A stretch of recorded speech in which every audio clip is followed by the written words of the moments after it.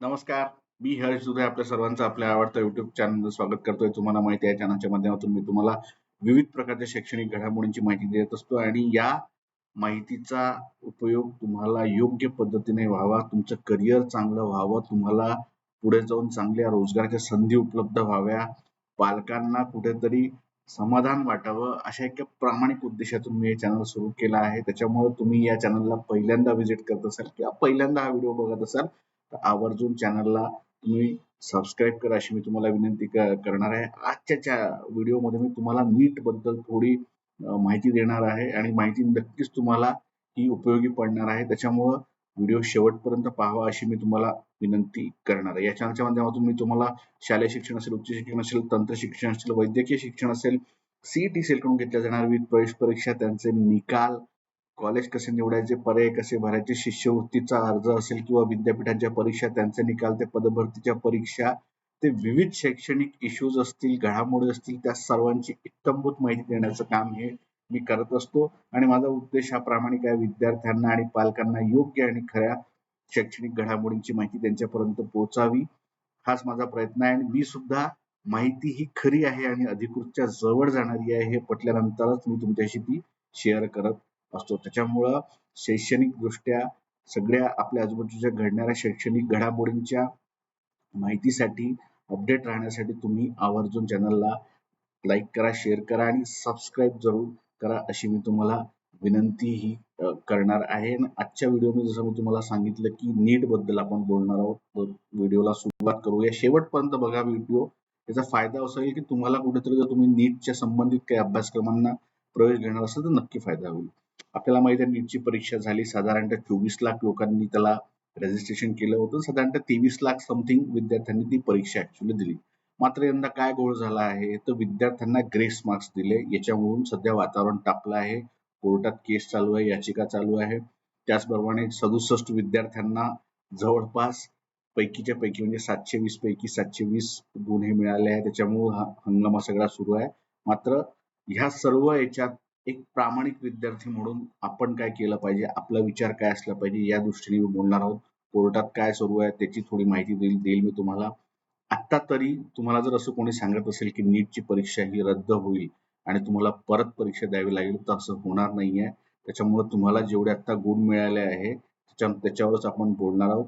त्याचप्रमाणे कोर्टाची थोडी अपडेट मी तुम्हाला देऊन देईल. काय झालं ते म्हणजे की ज्या विद्यार्थ्यांना ग्रेस मार्क्स दिले त्यांना कदाचित ही परीक्षा परत देण्याची आवश्यकता आहे. तेच परीक्षा परत देतील. असे 1563 विद्यार्थी आहेत साधारणतः.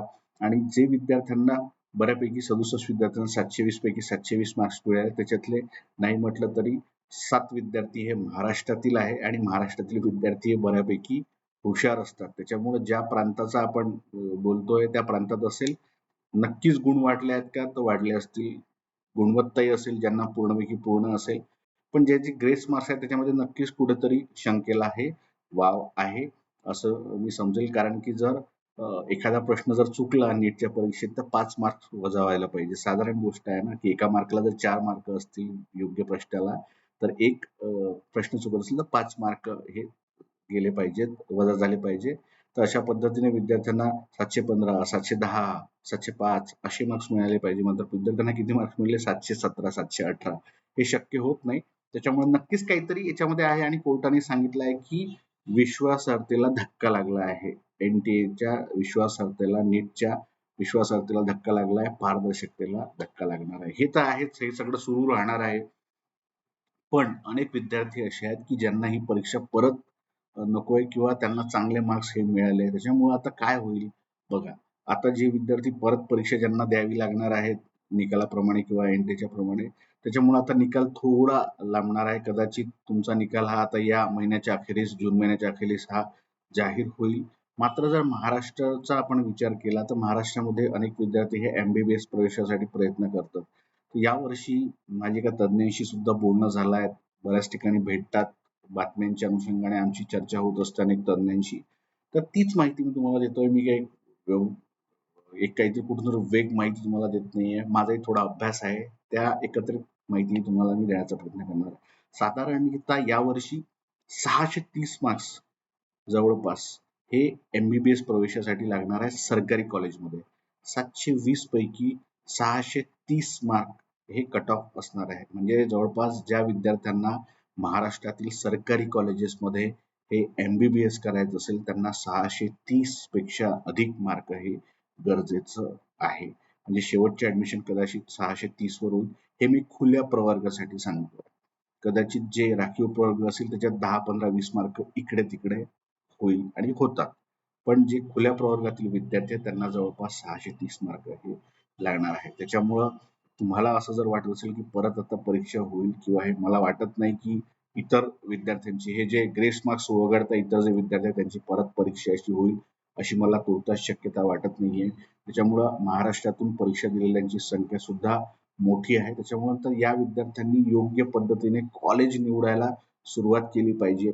आपल्याला जे गुण मिळाले आहेत त्या गुणांनुसार तुम्ही आता आपलं कॉलेज कुठे आपल्याला प्रवेश मिळू शकतो त्या पद्धतीने विचार हा करण्याची आवश्यकता आहे. वेळ वाया घालवू नका. तुम्हाला जर कोणी सांगत असेल किंवा काय अशा पद्धतीने हे सगळं सुरू असेल की परत परीक्षा होईल मग परत तुमचे मार्क्स वाढतील, असं फंदात पडू नका. साईड बाय साईड तुम्ही जो काही होईल ते सुरू राहील. पण आपल्या आत्ताचे सध्याचे गुण किती आहेत त्याच्यानुसार आपल्याला कुठलं कॉलेज हे प्रवेशासाठी मिळू शकतं याचा तुम्ही आतापासूनच विचार करावा लागा. कॉलेजांची लिस्ट करा. त्याचप्रमाणे कुठले कागदपत्र लागणार आहे त्याचा विचार करून ठेवा. अनेकदा कागदपत्र नसल्यामुळे विद्यार्थ्यांचा प्रवेश हा होत नाही. हे मी गेल्या 8-10 वर्षांच्या प्रवेश प्रक्रियेतून सांगतोय तुम्हाला. त्याच्यामुळे कागदपत्र हे कागद आपले नीटच ठेवा. आणि विशेष करून जे राखीव प्रवर्गातील विद्यार्थी आहेत त्यांनी तर प्रत्येक डॉक्युमेंट, कास्ट सर्टिफिकेट असेल, कास्ट व्हॅलिडिटी असेल, नॉन क्रिमिनल असेल, हे तर महत्वाचेच आहेत. तुम्हाला जे जे लागणार आहेत हे तुम्ही काढून ठेवलेच पाहिजे, असलेच पाहिजे तुमच्याकडं. ते जर तुमच्याकडे नसेल तर तुमचा प्रवेश हा खुल्या प्रवर्गातून होतो. त्याच्यामुळे अजूनही थोडा वेळ आहे. ज्या विद्यार्थ्यांनी डॉक्युमेंट्स काढले नसतील त्यांनी तातडीने डॉक्युमेंट्स काढा. ते तातडीने तुम्ही घेतले पाहिजे. त्याचप्रमाणे ज्या विद्यार्थ्यांना चांगले मार्क्स मिळाले आहेत, कुठेतरी त्यांना असं वाटतं की आपला प्रवेश हा MBBS ला होऊ शकतो किंवा BAMS ला, BHMS ला होऊ शकतो, BDS ला होऊ शकतो. त्यांनी त्या पद्धतीने कट ऑफ गुण जे आहेत त्या कट ऑफ गुणानंतर विचार करायला पाहिजे. त्याच्यामुळं नंतर काय होतं, नंतर घाई गडबड होते, वेळ तुम्हाला मिळत नाही. मग तुम्ही एकदम सगळे पालक आणि विद्यार्थी हे संभ्रमात जातात, गोंधळून जातात. त्याच्यामुळे आता वेळ आहे तुमच्याकडे 10-15 दिवस. तर या 10-15 दिवसाचा फायदा तुम्ही घ्यावा. कॉलेजांची लिस्ट बनवा व्यवस्थित. आपल्याला कुठे प्रवेश लागू शकतो, कुठे मिळू शकतो त्यानुसार, आणि त्यानुसार हे प्रयत्न करा. मला सगळ्यांना सांगायचं आहे की तुम्ही जर या प्रवेश प्रक्रियेतून जर प्रवेश घेणार असाल सगळ्यांजण, तर तुम्हाला 2 गोष्टी म्हणजे पूर्ण पाहिजे. ते म्हणजे एक डॉक्युमेंट तुमचे व्यवस्थित पाहिजे, तरच तुमचा प्रवेश हा होईल तुमच्या त्या राखीव प्रवर्गातून. नाहीतर अन्यथा खुल्या प्रवर्गातून तो प्रवेश होतो.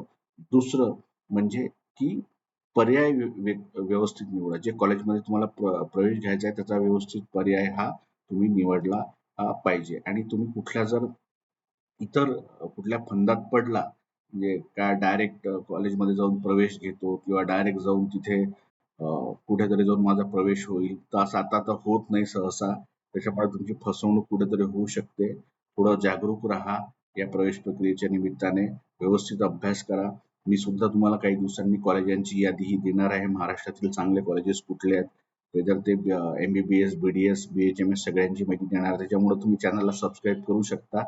मला पण आता यावर्षी जाणीवपूर्वक सांगावं वाटतं की हे नीट बाबत जे काही सध्या सुरू आहे, तर त्याच्यामध्ये तुम्ही जर प्रामाणिकपणे अभ्यास केला असेल, तुम्हाला प्रामाणिक मार्क असेल, तर तुम्हाला काही घाबरायची गरज नाहीये. जसं मी सांगितलं की परत तुमच्या सर्वांची परीक्षा होत नसते, कारण की 23 लाख विद्यार्थ्यांची परीक्षा परत घेणं नॉट जोक. संपूर्ण NTA ला पूर्णपणे नियोजन करावं लागेल. पूर्ण भारतभर सगळ्या सेंटर्सवर हे नियोजन करावं लागेल. परत तुम्हाला हे हॉल तिकीट द्यावं लागेल.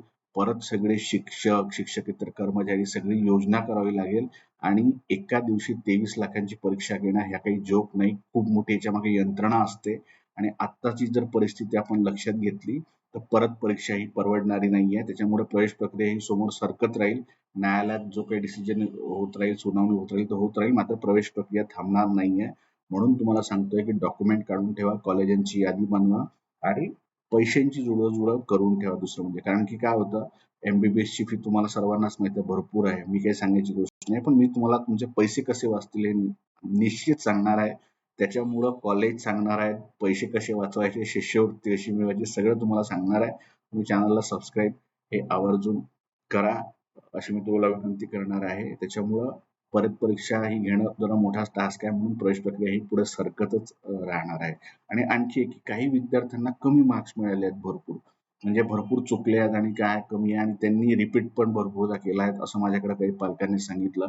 मात्र त्यांच्यासाठी एकच पर्याय आहे, आता त्यांनी सरळ थेट NTA शी संपर्क साधावा. NTA ला त्यांनी मेल करावा. व्यवस्थित NTA चा जो मेल आयडी आहे त्याच्यामध्ये आपलं म्हणणं जे आहे त्याच्यामध्ये लिहावं आणि हे असं-असं माझ्या याच्या बाबतीत झालं आहे, तर मला काय करता येईल? मला परत परीक्षा देता येईल का? त्या विद्यार्थ्यांसोबत जे ग्रेस मार्काची परीक्षा होणार आहे किंवा काय आहे बाबा माझ्या याच्यात किंवा परत रिचेकिंग करता येईल का? किंवा काय याच्यात तोडगा निघू शकतो? तुम्हाला जे काही वाटतं त्या याच्यात मेलमध्ये लिहा. तो मेल NTA ला पाठवा, केंद्र सरकारला पाठवा, केंद्रीय जे आपलं मंत्रालय आहे, आरोग्य मंत्रालय त्यांना पाठवा. PMO ला त्याचा एक मेल आयडी त्याचा हे तुम्ही करू शकता, तुमचा कॉग्निझन्स. तर तुम्ही हे पद्धतीने एखाद्याला काय होतं, तो भरपूरदा 2-3 वर्ष प्रयत्न करतो, मात्र अचानक फारच कमी मार्क येतात. बरोबर आहे, साहजिक आहे. त्याच्यामुळे न्याय मिळाला पाहिजे असं वाटतं आणि तो जर विद्यार्थिनी प्रामाणिकपणे तयारी केली असेल, तर त्यांनी बरोबर हे मेल तातडीने केला पाहिजे. त्याच्यासोबत तुमचं जे आत्ताचा जी तुमची गुणपत्रिका जी आहे प्रिंट आलेली, ती प्रिंट तुम्ही जोडा त्याला आणि त्या मेलमध्ये व्यवस्थित लिहा, की माझ्यावर असं-असं झालंय, मी 3दा दिली, काय हे झालंय, मला असं वाटतं की माझी काय जे काही तुम्हाला वाटतं ते लिहा. ते तुम्ही NTA ला ताबडतोब पाठवा. त्याचा एक CC जो आहे तो CC तुम्ही अ, अ, आरोग्य मंत्रालयाला ठेवा आणि वरती केंद्र सरकारला ठेवा, जेणेकरून NTA तुम्हाला रिप्लाय देऊ शकेल, की नेमकं तुमच्यासोबत हे काय झालंय. असे अनेक विद्यार्थी असू शकतात, त्यांनी हे आवर्जून लक्षात ठेवा. तर आपण इथून पुढेही भेटत राहणार आहोत. नीटबाबत जे काही सुरू आहे त्याबाबत अपडेट घेत राहणार आहोत. आता तरी सध्या 3 गोष्टींवर भर द्या. ते म्हणजे निकाल हा शेवटपर्यंत लागेल या जूनच्या अखेरीसपर्यंत म्हटलंय. तसं त्या पद्धतीने 29 जूनच्या पहिले लागू शकतो. संपूर्ण परीक्षा होणार का? संपूर्ण विद्यार्थ्यांची तर नाही. केवळ ग्रेस मार्कांची होऊ शकते त्या विद्यार्थ्यांची परीक्षा, असं हे आहे सध्या चालू. त्याच्यानंतर कागदपत्र संपूर्ण जमवून ठेवा. सगळे कागदपत्र जे काही तुम्हाला लागणार आहेत प्रवेश प्रक्रियेला. कॉलेजांची नीट यादी बनवा. एवढं करा आणि विशेष म्हणजे ज्यांना हमखास त्यांचा प्रवेश होणार आहे त्यांनी पैशाची जुळवाजुळव ही आवर्जून करून ठेवा. कारण वेळेवर धावपळ होते. चेक सबमिट नाही झाला, बँक बंद आहे, DD नाही होत आहे, अशा भरपूर भानगडी असतात. त्याच्यामुळं ह्या ह्याच्यात तुम्ही तयार राहा असं मी तुम्हाला हे सजेस्ट करेन. इथून पुढे मी तुम्हाला माहिती देत राहणार आहे. तुम्ही चॅनलला सबस्क्राईब करा आणि जर्नलिस्ट हर्ष दुधे हे टेलिग्रामवर सुद्धा आहे. टेलिग्रामवर तुम्ही जर्नलिस्ट हर्ष दुधे सर्च करा. तिथे तुम्ही जॉईन करू शकता किंवा सबस्क्राईब तिथे करा आणि इथे तर आवर्जून करा. मी माहिती तुम्हाला वेळोवेळीही देत राहणार आहे. तर अशाच नाविन्यपूर्ण शैक्षणिक घडामोडींच्या माहितीसाठी भेटत राहूया. तोपर्यंत धन्यवाद.